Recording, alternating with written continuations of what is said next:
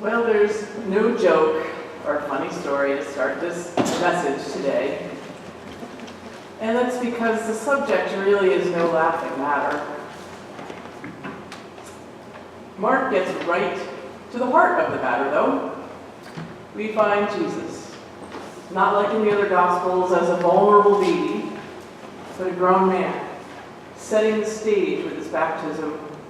Jesus, not as a young boy, astounding rabbis in the temple, but a gritty man on a mission, where we find Mark's account of Jesus trekking into the wilderness before he's even dried off.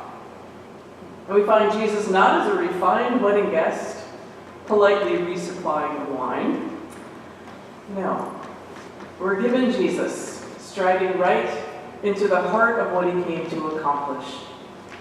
Teaching and showing God's people a new way of living and believing. He faces off with an unclean spirit, and dare I say, we could think of it as a force for evil. He faces off with an entity that recognizes Jesus as a threat because Jesus represents pure goodness and righteousness that, as he said in the text, come to destroy. Jesus comes to destroy all that stands in the way, all that stands in the way of life for God's beloved people. Casting out the unclean or impure spirit with confidence, Jesus sets the stage here for every confrontation you will face in the future. And I think when he does this, he's giving us, as Case, I love the fact that she said control. He gives us permission. He gives us the control to face our own demons, knowing that Jesus goes before us, giving us the power of faith, giving us the power of God. Now we know this story, even if we've never read this Bible passage. We know the struggle of the man in the temple whose life was held captive by the demons that beset him. We know because we all wrestle against the things that stand in the way of our lives. They're different for all of us. But when we think along these lines, we realize it's serious stuff. It's sensitive stuff. And just thinking about what you or a loved one is facing can bring us to our knees, literally to our knees sometimes. I've known parents whose son or daughter was so addicted to drug or alcohol that they had to take that final step of cutting them off financially or even kicking them out of the house. And that tough love worked for some. I've known individuals who literally wrestled with the cacophony in their heads. They were hard-pressed to distinguish what were their own thoughts and what words were not their own, but the voices of an unclean spirit. Medications may have helped dull the sound, but they dulled the rest of life as well.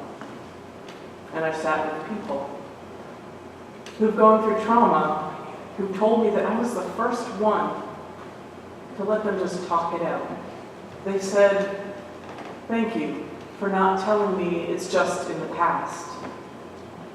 Because in reality, whatever has happened to us may have happened in the past. But when we remember, it's very present for us in that moment, in that month, or in that year. My father struggled with depression, and I do too. But my experience is not as severe as some people's severe depression. These are just a few things that people face. And there are places to get help. There are resources available to all of us, especially here in Connecticut. As an aside, I say call me or talk to me. I can connect you with those resources.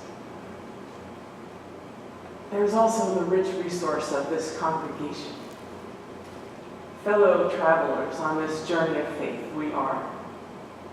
We are people who face and have faced what you face.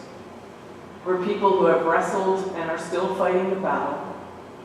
More importantly, this is a place, a sacred space, where we are assured that Jesus knows our struggles, whether they're against pain or addiction or fear, against illness, against mental illness.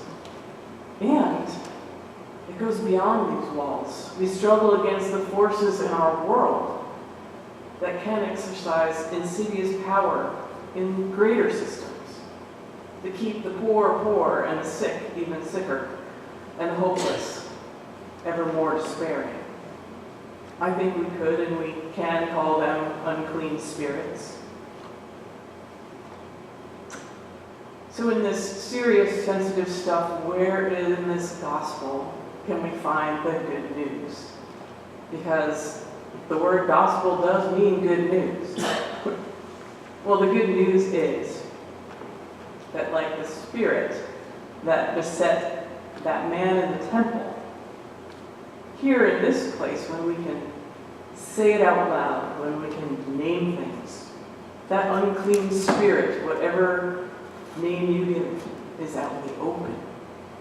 By naming what ails us and what ails our society, these things become obvious that something is wrong with the picture.